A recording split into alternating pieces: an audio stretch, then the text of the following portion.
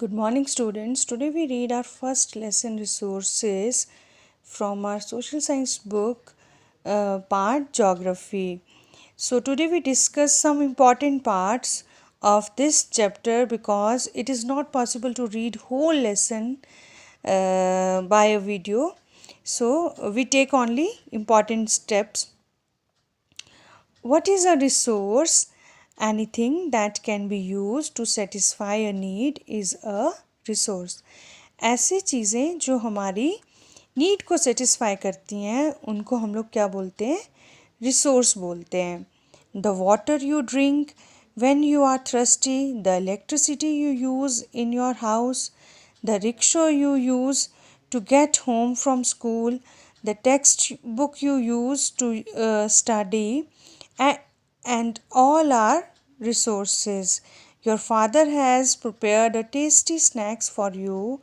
The fresh vegetables he has used are also resources. Water, electricity, rickshaw, vegetable and textbook are some things in common. They have all been used so they have utility. इन सब चीज़ों में क्या है? Utility है जो आपकी need को पूरा करती है. यूटिलिटी और usability is what makes an object or a substance resource. जब तक कि किसी चीज़ में यूटिलिटी नहीं है वो सब्सटेंस जो है वो रिसोर्स नहीं है. जब वो आपकी नीड को सेटिस्फाई करता है उसमें इतना यूटिलिटी इतना स्ट्रेंथ है तब वो चीज़ क्या है? रिसोर्स कहलाती है. How does something become a resource. अब हम जानेंगे कोई चीज़ रिसोर्स कैसे बनता है. Things become resource only when they have value. जब किसी चीज़ में उतना वैल्यू है कि वो आपकी नीड को पूरा कर सके तो आप उसको क्या बोल सकते हैं? रिसोर्स बोल सकते हैं. All resources have some value, some utility. Value means worth. Some resources have economic value, some do not. For example, metals may have an economic value. A beautiful landscape may not, but both are important and satisfy human needs. कहते कुछ चीज़ों में क्या economic value होती है और कुछ हमें जो है वो हमारे इमोशंस के साथ फीलिंग्स के साथ जुड़ी होती हैं. लेकिन दोनों ही चीज़ें जो हैं वो वैल्यूएबल होती हैं. जैसे कोई चीज़ आपको बहुत ज़्यादा ब्यूटीफुल लग रही है, अट्रैक्टिव लग रही है तो उसमें भी वो वैल्यू है और आपकी नीड को वो सेटिस्फाई कर रहे हैं, पूरा कर रहे हैं. एयर है उसका कोई इकोनॉमिक वैल्यू तो नहीं है लेकिन वो आपकी ब्रीथ करने के लिए आपको चाहिए तो वो वैल्यूएबल है. Let's look it in next page. Time and technology are two important factors that can change substances into resources. कहते टाइम और टेक्नोलॉजी ऐसे दो सब्सटेंस है, दो इम्पॉर्टेंट फैक्टर्स हैं जो किसी भी सब्सटेंस को चेंज करते हैं into resources. Both are related to the needs of the people. People themselves are the most important resources. People, humans भी एक most important resource हैं. It is their ideas, knowledge, inventions and discoveries that lead to the creation of more resources. Each discovery or invention leads to many others. कहते एक discovery करते हो आप और वो उसके आगे जो है वो बहुत सारी डिस्कवरीज़ को, बहुत सारी नई चीज़ों को लीड करती है वो चीज़. The discovery of fire led to practice of cooking and the other processes, while the invention of the wheel ultimately resulted in development of the newer modes of transport. The technology is created. Hydroelectricity has turned energy in fast flowing water into an important resource. तो इसमें क्या कहा है कि जैसे कि fire है, fire जब किसी ने इन्वेंट किया होगा तो उससे आगे और कई सारे इन्वेंशंस हुए. हमने खाना पका के खाना सीखा और भी बहुत सारे. जैसे फर्स्ट टाइम जो है वो व्हील इन्वेंट हुआ और व्हील से बाद में वो हम लोग गाड़ियाँ ट्रांसपोर्ट में यूज़ हुआ और भी कई सारी मशीनरीज में व्हील यूज़ होते हैं. तो कहने का मतलब ये है कि जो हमारी जैसी जैसी हमारी नीड होती है, जो रिसोर्सेज हैं वो टाइम और टेक्नोलॉजी के साथ चेंज होते रहते हैं. Types of resources, natural resources और मैन मेड रिसोर्सेज. दो टाइप्स हैं रिसोर्सेज के. नेचुरल रिसोर्सेज कौन से होते हैं? Resources that are drawn from nature. जो नेचर से मिलते हैं वो नेचुरल रिसोर्सेज हैं, like rivers, lake, soil, minerals और आर नेचुरल रिसोर्सेज. ये हमें नेचर के गिफ्ट होते हैं. और इसमें भी फिर आप नेचुरल रिसोर्सेज को भी क्लासीफाई कर सकते हैं. Actual resources, potential resources. Actual resources are those resources whose quantity is known. जिनकी क्वांटिटी आपको पहले से ही पता रहती है कि वो कितना है आपके पास.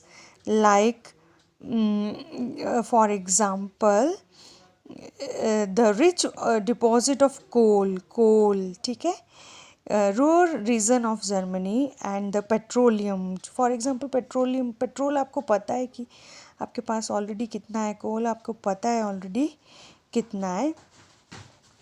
Potential resources are those whose entire quantity may not be known. जिसकी entire quantity हमें पता नहीं है कि क्या है. These are not being used at present, और जिनको हम present में भी use नहीं करते हैं. And these resources could be used in future. May be उनको हम लोग future में use करते हैं. उनको हम लोग क्या बोलते हैं? Potential resources. The uranium found in Ladakh is an example of potential resources that could be used in future. For example, the uranium found in Ladakh is an example of potential resources that could be used in future. अभी हम उसका use नहीं करें, may be future में हम उसको use करेंगे. High speed winds were a potential resources 200 years ago. Today, they are an actual resources, and wind farms generate energy using windmills like in Netherlands.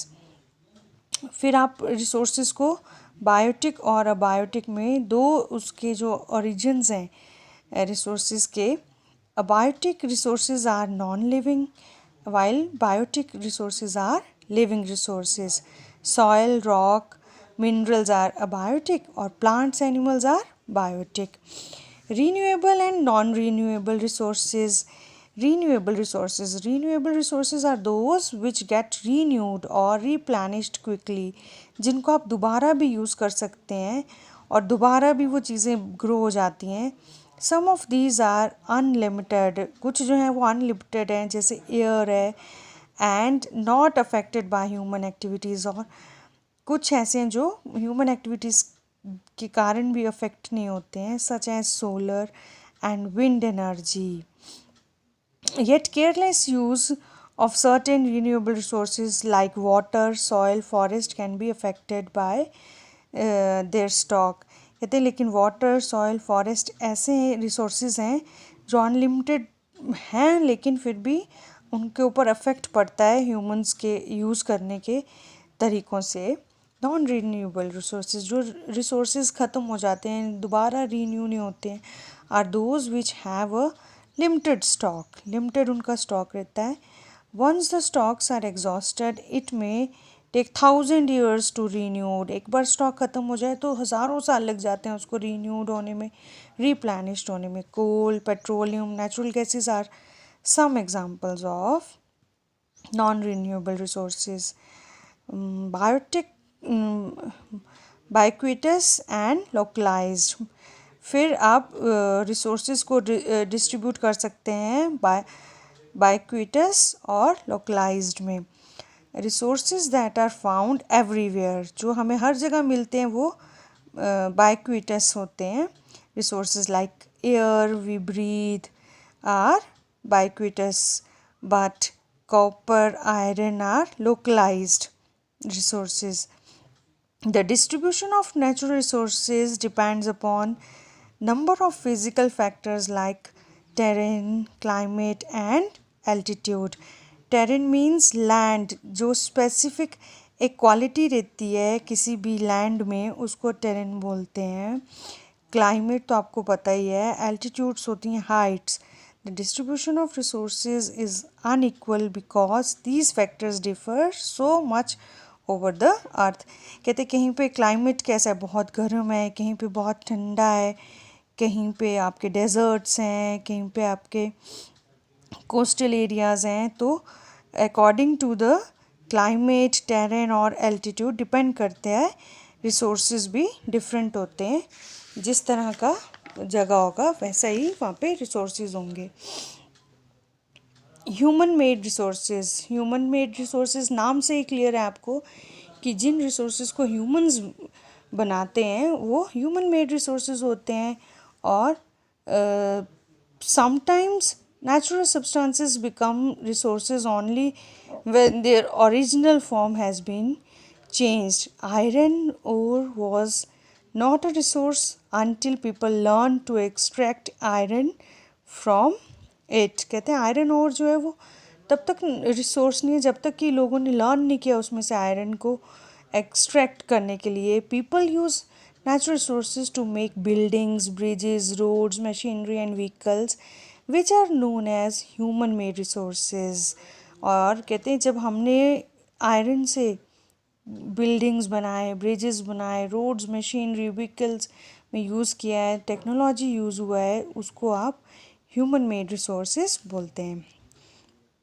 Human resources, people can make the best use of nature to create more resources when they have the knowledge, skill and technology। लोगों के पास क्या है, अच्छा knowledge होता है, skills होते हैं, technology होती है। जब लोग ह्यूमंस क्या है एजुकेट होते हैं और किसी भी चीज़ को वो टेक्नोलॉजी के थ्रू जानते हैं तो वो एक रिसोर्स से और कई रिसोर्सेज बनाते हैं और उनको बोलते हैं ह्यूमन मेड रिसोर्सेज। डेवलपमेंट होती है इस चीज़ में बहुत ही ज़्यादा।